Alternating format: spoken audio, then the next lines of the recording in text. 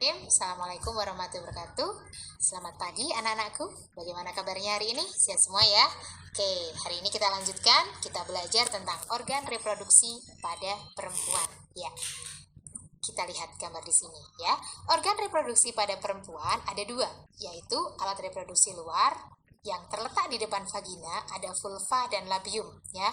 Vulva ini adalah celah yang ada di depan vagina ya, ada celah, kemudian labium di depannya vulva.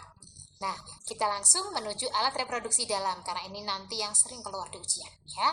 Oke, yang pertama alat reproduksi dalam adalah ovarium.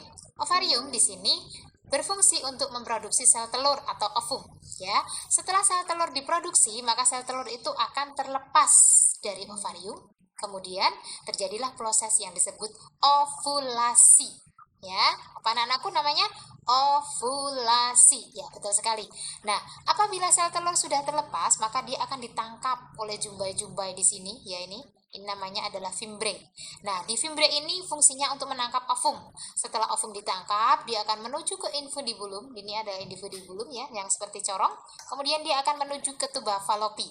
Di sini sel telur akan memungkinkan untuk bertemu dengan sel sperma. Apabila bertemu dengan sel sperma, maka dia akan terjadi proses yang namanya fertilisasi atau pembuahan. Ya, apa itu pembuahan? Pembuahan itu adalah penyatuan antara sel telur dan sel sperma. Dia terjadi di sini yang namanya adalah tuba falopi atau ovidum. Ya, nah di sini apabila terjadi proses fertilisasi atau pembuahan, maka akan terbentuk zigot. Zigot itu akan berkembang melalui pembelahan morula, blastula sampai dengan blastosit, maka dia akan menuju ke uterus, akan terimplantasi ke dinding rahim atau endometrium. Setelah terimplantasi di sini, dia akan berkembang di dalam uterus selama 9 bulan. Setelah 9 bulan, paling tidak lebih dari 10 hari, maka siap untuk dilahirkan. Ya, dia akan dilahirkan lewat jalan lahir, yaitu lewat vagina yang melewati serviks. Serviks di sini adalah leher rahim.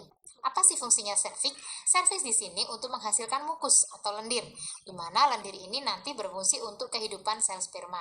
Ya, nah kemudian adik bayi akan dilahirkan lewat vagina, begitu.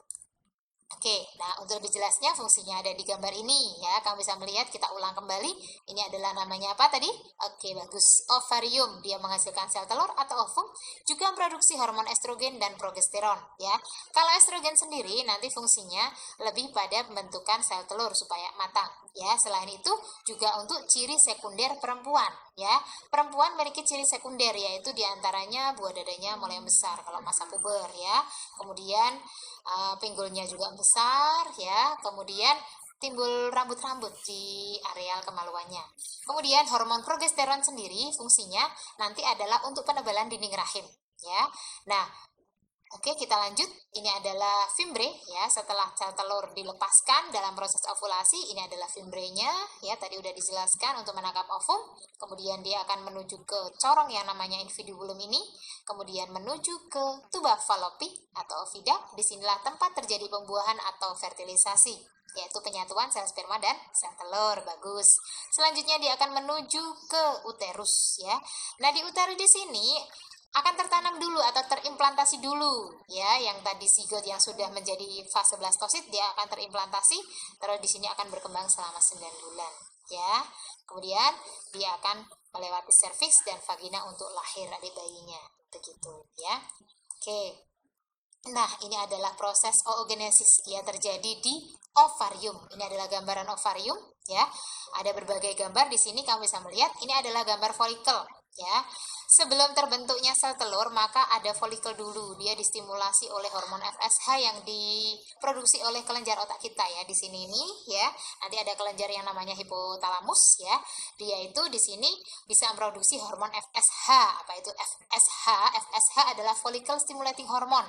Dia bisa menstimulasi folikel di sini sampai dia berkembang folikelnya menjadi matang. Nah, disinilah dia akan terbentuk oosit ya. Yang dimulai dari mana oogenesisnya? Yaitu oogonium, dia melakukan pembelahan secara mitosis ya, akan menjadi oosit primer yang jumlah kromosomnya sama, yaitu 46. Kemudian akan terjadi pembelahan meiosis 1 ya, yang nanti hasil anakannya adalah separohnya dari sel induk, yaitu 23 kromosom ya. Bedanya kalau tadi di spermatogenesis ya, kemarin kita udah bahas, pada spermatogenesis itu akan menghasilkan spermatosit sekunder ya, semuanya. Nah, tapi kalau pada oosit ya, oosit primer itu setelah membelah dia menghasilkan oosit sekunder ada dua. Yang satu dia fertil, subur, dia akan tetap nanti bisa melakukan pembelahan dan menjadi ovum pada akhirnya. Tapi yang satunya polosit atau nanti akan mati menjadi badan polar 1, kemudian setelah meiosis 2 menjadi badan polar semuanya ya. 1 2 3. Nah, di sini badan polarnya akan mati semua dan yang dihasilkan dalam proses oogenesis itu hanya satu sel telur gitu. Jadi dalam waktu 28 hari seorang wanita itu bisa memproduksi satu sel telur untuk yang normal ya. Kemudian selain itu pada ovarium juga diproduksi hormon estrogen dan juga progesteron yang tadi udah kita jelaskan ya. Nah, apabila nanti sudah terlepas proses ovulasi di sini sel telurnya ya, maka setelah ovulasi sel telur akan berjalan di fimbre dan seterusnya tadi. Nah, kemudian folikelnya itu akan membentuk korpus luteum ya. Nah, korpus luteum inilah yang akan memproduksi progesteron nanti akhirnya ya. Oke, kita lanjutkan.